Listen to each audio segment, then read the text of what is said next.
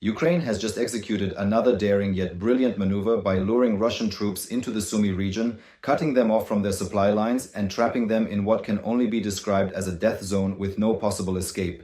This marks yet another tactical triumph for Ukraine, a further demonstration of Ukrainian intelligence ridiculing Russian incompetence, and it could very well alter the entire trajectory of the battle in both Sumy and Kursk. The Russians are now being forced onto the defensive, while Ukraine's armed forces are seizing the opportunity to push forward and widen their advantage. Located in northern Ukraine, Sumy was not even among the 4 regions that Vladimir Putin originally claimed he intended to annex at the start of his invasion. Nevertheless, Russian forces have continuously targeted it over the past years. On the very first day of the invasion, February 24, 2022, fierce clashes erupted in and around Sumy city, the regional administrative center. Russia sent in artillery, tanks, and armored units, but they were met with unyielding resistance from Ukrainian paratroopers, territorial defense, and local volunteers with only basic weapons.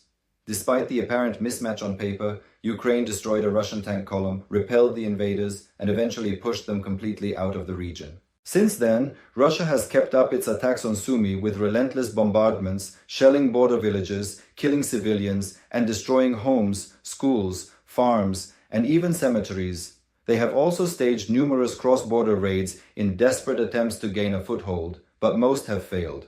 Even when Russia managed to briefly seize a village, Ukraine has consistently forced them back.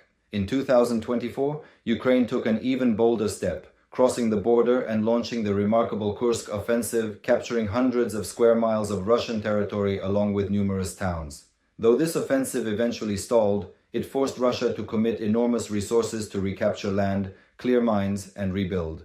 Putin later declared his intention to create a buffer zone in Sumy to prevent another Kursk-style attack, and Russia amassed around 50,000 troops in the area. The fighting has since become intense, with Ukraine carefully using every resource at its disposal to counter Russia's sheer numbers. Maps show Russia did capture some small settlements like Oleksivka, giving them what appeared to be a foothold, but this so-called stronghold is nothing more than a fragile strip of land with vulnerable flanks. Ukraine spotted this weakness and exploited it brilliantly, turning the fight from defense to offense. Ukrainian forces have advanced to the west, recrossed into Russian territory, and are now encircling the Russian-held zone. This opens opportunities for devastating flanking attacks, surrounding Russian brigades, and either annihilating them or forcing them into retreat.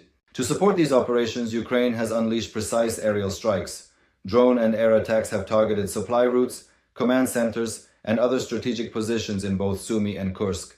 As always, Ukrainian planning and intelligence ensured these strikes caused maximum disruption, opening paths for ground forces to break through Russian defenses. Recent footage from the Black Swan Battalion showed Russian planes bombing new Ukrainian positions near Kindrativka, proving how far Ukraine has advanced. Analysts once assumed Russia would fortify its captured towns and gradually expand. Instead, Ukraine carved a gaping hole through Russian positions and recaptured land, while Russia's ability to sustain momentum crumbles. Despite Putin's promises and troop buildup, Moscow can barely cling to small pieces of Sumy.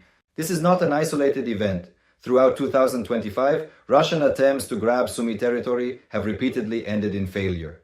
Russia expects to expand, yet Ukraine consistently outsmarts it, pushing forward into Kursk, isolating Russian brigades, and creating new tactical dilemmas. Ukraine is also showcasing cutting-edge hardware, such as the infamous vampire hexacopter, nicknamed Baba Yaga by the Russians. Equipped with infrared cameras, it can easily detect soldiers at night and carry warheads up to 20 kilograms. These drones are devastating, delivering anti-tank mines, mortar rounds, or specialized black hole bombs developed by Ukraine's Black Swan unit. Available in thermobaric or fragmentation variants, they can annihilate fortifications or shred entire enemy squads. Frontline images show massive craters and wiped-out Russian firing positions, their effectiveness rivaling artillery yet with pinpoint precision. Ukraine could deploy this combination of drones and bombs across other front lines, in Donetsk or Zaporizhia, or use them in deep strikes against high-value Russian targets like radars, air defense systems, and aircraft. For now, however, Sumy remains the primary battlefield.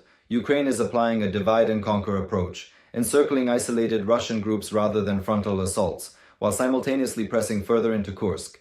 Meanwhile, Russian commanders seem unable to handle multiple threats, still relying on sheer brute force. Ukraine, understanding its smaller numbers, has innovated and adapted, relying on intelligence, speed, and creativity to overcome.